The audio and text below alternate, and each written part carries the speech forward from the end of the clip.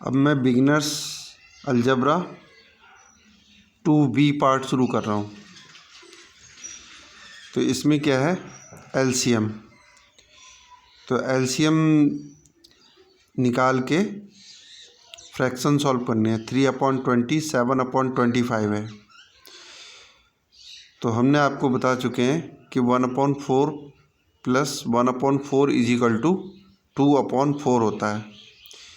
यानी denominator same होते हैं तो नोमिनेटर को जोड़ देते हैं और डिनोमिनेटर वैसे ही लिख देते हैं। जब डिनोमिनेटर अलग अलग होता है, जैसे 20 है 25 है, तो फिर इनका एलसीएम लेके एक ऐसा एलसीएम निकालना पड़ता है, कॉमन निकालना पड़ता है, जिससे कि कॉमन डिनोमिनेटर, जिससे कि दोनों फ्रैक्शन सॉल्व हो जाएं। तो वो होगा एलसीएम। तो 20 और 25 का एलसीएम निकालते हैं तो 2 10 जा 20, 2 25 कटेगा नहीं तो वैसे ही लिख दिया। 2 5 जा 10, 25 2 से नहीं कटेगा, ऐसे ही लिख दिया। अब 5 आया, 5 जो है और 25 दोनों 5 से कट जाएंगे। 5 1 जा 5, 5 5 जा 25। फिर 5 से काट लेंगे तो 1 ऐसे ही लिख देंगे। 5 1 जा 5। अब 5 5 जा 25, 25 2 जा 50, 50 2 जा 100। तो इनका एलसीएम जो है 100 आ गया। अब एलसीएम 100 है, उसको 20 से डिवाइड किया, यानी पहले वाले से। तो पहले वाले से तो 25 जा 100, तो इसको ऊपर नीचे 5 से मल्टीप्लाई करेंगे। अब दूसरी बार एलसीएम दोबारा से लिया तो उसको जो है 25 से डिवाइड किया। तो 25 से डिवाइड किया तो 25 4 जा 100, ठीक है। तो इसको ऊपर नीचे 4 से मल्टीप्लाई करेंगे, तब ये 100 हो जाएगा, और ये तब ये जो है 100 हो गया। 25 4 जा 100, और ऊपर भी मल्टीप्लाई करेंगे 28/100, 15/100। अब 15/100, 28/100, तो अब डिनोमिनेटर सेम हो गए, तब ऊपर वाले प्लस कर देंगे तो 43/100 आंसर आ जाएगा। ठीक है, तो आपको ये प्रैक्टिस करनी है। प्रैक्टिस में क्या करना है, 3/20, 11/25, 5/24, 13/20, 13/20, 7/24, 11/30, 7/25। ये आपको करके दिखाने हैं और आंसर आपको कमेंट में लिख के देना है कि आंसर कितना आया। ठीक है, चलो ये हो गया। अब आपको एचसीएफ निकालना बताते हैं। एचसीएफ निकालना 15 और 20 का। तो 20 के फैक्टर अलग करेंगे, 15 के फैक्टर अलग करेंगे। तो 2 10 जा 20, 2 5 जा 10, अब 5 1 जा 5, 3 5 जा 15, 5 1 जा 5। अब दोनों में देखना है कि कौन सा फैक्टर है जो दोनों में आया था। तो 5 दोनों में आया था, तो 5 ही 15 और 20 का एचसीएफ होगा। एलसीएम ऑफ 20 और 15 कितना है, वो 60 है। ये एलसीएम इस तरह से निकालेंगे। अब ये नियम है कि दोनों नंबर का मल्टीप्लाई जो है एलसीएम और एचसीएफ की मल्टीप्लाई के बराबर होता है, यानी कि लेफ़्ट और राइट बराबर होते हैं। तो 15 को 20 से मल्टीप्लाई करेंगे 300 आएगा, 60 को 5 से मल्टीप्लाई करेंगे 300 आएगा। लेफ़्ट राइट बराबर हो गया। ठीक है, ये बड़े काम का है। ठीक है,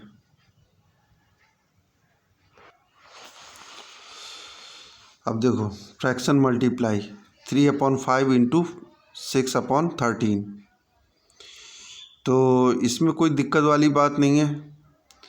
जो ऊपर वाले हैं तो ऊपर वाले मल्टीप्लाई कर दिए, 6 3 जा 18 और 13 5 जा 65, हो गया सॉल्व।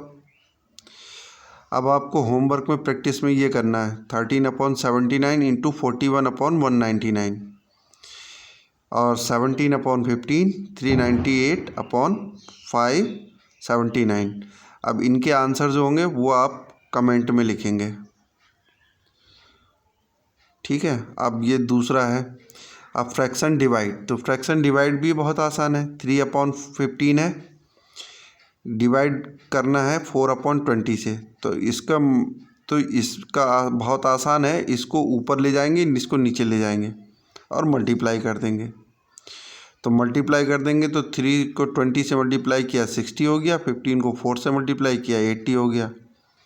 अब 0 से 0 कट गया तो 6/8 आया। अब 2 से ऊपर नीचे डिवाइड किया तो 2 3 जा 6 और 2 4 जा 8, 3/4 आंसर आ गया। तो इसका भी आप प्रैक्टिस करेंगे। 3x/7 divide by 81/7, 381/397 divide by 51/397। तो 397 ऊपर करेंगे और 51 नीचे करेंगे और मल्टीप्लाई कर देंगे। 17/16, 51/16। ये आप सॉल्व करेंगे, सॉल्व करके कमेंट में लिखेंगे आंसर। जो अच्छा स्टूडेंट होगा तो खुश करने के वाला होगा तो वो बिल्कुल एकदम प्रैक्टिस के आंसर कमेंट में लिखेगा ज़रूर। ठीक है, अब आगे बढ़ते हैं।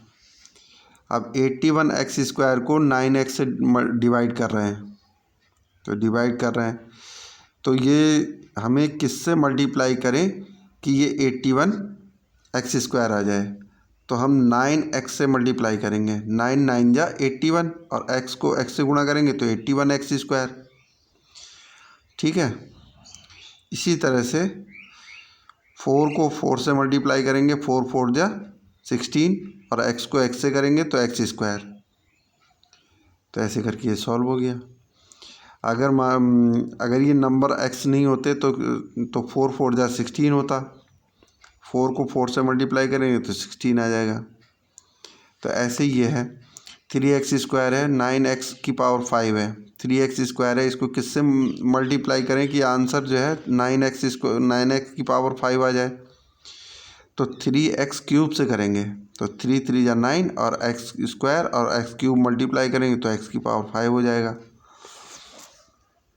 ठीक है, इसी तरह से आप ये प्रैक्टिस में करेंगे। 5x से डिवाइड कर रहे हैं 25x² को, 49x² को 7x से। ठीक है, अब ये न्यू टॉपिक है, x² + 5x + 6 = 0। तो अगर खाली x² लिखा है तो उसे हम 1 मल्टीप्लाई लिख सकते हैं, क्योंकि 1 से तभी भी वो x² ही रहेगा, x² बन जा x²। अब इसको और इसको हम दोनों को x से डिवाइड करें तो x बार जाएगा। इसको अगर हम x से डिवाइड करें तो 3 आ जाएगा, 3 बार जाएगा। ठीक है, इसी तरह से इसको और इसको दोनों को x2 से डिवाइड करें तो x रह जाएगा, x को आएगा, और इसको 2 से डिवाइड करें तो 3 जाएगा। ठीक है, अगर हम इसे वापस मल्टीप्लाई करते हैं तो ये फिर से वही हो जाएगा, 2x × 2x, 2 3 जा 6, ये हो गया। तो हमें तो आगे बढ़ना है, पीछे नहीं। अब x+3 और x+3 फिर से डिवाइड कर सकते हैं, इस हिस्से को और इस हिस्से को। तो इस हिस्से को डिवाइड किया तो x+3 से डिवाइड किया तो x अंदर बच गया। इस हिस्से को हमने x+3 से डिवाइड किया तो 2 अंदर बच गया, बराबर 0। इफ़ x+3 बराबर 0 तो x बराबर ये माइनस हो जाएगा उधर जाके, तो -3 आएगा। x+2 बराबर 0 तो x बराबर 2 इधर माइनस में हो जाएगा उधर जाके, तो -2 आएगा। अब ये ऐसा क्यों है कि 1 0 है, 1 0 क्यों? क्योंकि 0 5 जा 0, 0 11 जा 0, 0 100 जा 0, 0 को किसी से मल्टीप्लाई करेंगे तो आंसर 0 आएगा। यानी 0 जब मल्टीप्लाई करके आया है तो इसका मतलब एक नंबर तो कम से कम 0 होगा ही, 2 नंबरों में से एक नंबर 0 ज़रूर होगा। जैसे 10 5 जा 50 होता है तो 10 0 जा 0 होता है, 6 0 जा 0 होता है। तो इसी तरह से एक नंबर तो 2 नंबरों की मल्टीप्लाई करके अगर 0 आ रहा है तो एक तो 0 होगा ही। तो इस तरह से ये अगर ये 0 है तो फिर x बराबर 3 आया है, अगर ये हिस्सा 0 है तो ये x बराबर -2 आया है। तो यानी x की 2 वैल्यू आई, तो पहली आई -3 और दूसरी आई -2। तो जो पहली वैल्यू आई तो उसको हम कहते हैं अल्फ़ा, दूसरी आई तो उसको कहते हैं बीटा। अब अल्फ़ा प्लस बीटा क्या हो जाएगा? -5। अल्फ़ा इंटू बीटा क्या हो जाएगा? इसको और इसको मल्टीप्लाई करेंगे तो 2 3 जा 6, माइनस का माइनस माइनस कट के पॉजिटिव हो जाएगा, तो अल्फ़ा बीटा 6 हो जाएगा। और इसी को, ये जो अल्फ़ा और बीटा है, इन्हीं को जीरोज ऑफ इक्वेशन कहते हैं। जीरोज ऑफ इक्वेशन क्या है? -3 पहला, जीरोज ऑफ इक्वेशन -2 दूसरा। तो पहले वाले को अल्फ़ा, दूसरे वाले को बीटा कहते हैं। ठीक है, इसी तरह से ये वाला है सिमिलर रूप से। अब इसी की आप प्रैक्टिस कर सकते हो। अब ये 5 और 2 हमें कैसे लेने हैं? ये हमें इस तरह से लेने हैं कि जैसे मल्टीप्लाई करके तो 10 आ जाए और प्लस करके 7 आ जाए। तो फिर हम कैसे करके करेंगे? फिर इस तो 10 के हम फैक्टर करेंगे, तो 10 के फैक्टर निकालेंगे तो 10 1 जा 10 और 5 2 जा 10।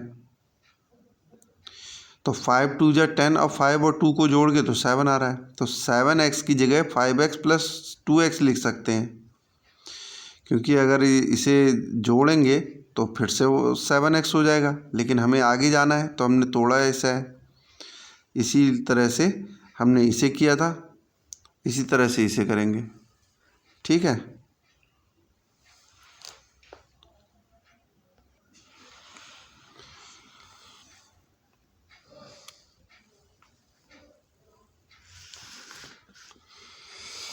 इसमें भी आपको ये अपने आप से करना है। फिर ये प्रैक्टिस में x² - 7x + 10, तो सेम वही है कि -5x और -2x, तो जोड़ के तो वो 7 हो जाएगा और मल्टीप्लाई करके 10 हो जाएगा। इसमें 5 4 जा 20 है। ठीक है, इसमें 6 5 जा 30 है, इसमें 6 6 जा 36 है, इसमें 5 5 जा 25 है। ठीक है, ऐसे आप निकाल सकते हो। प्रैक्टिस करके आंसर कमेंट में लिखोगे। Thank you.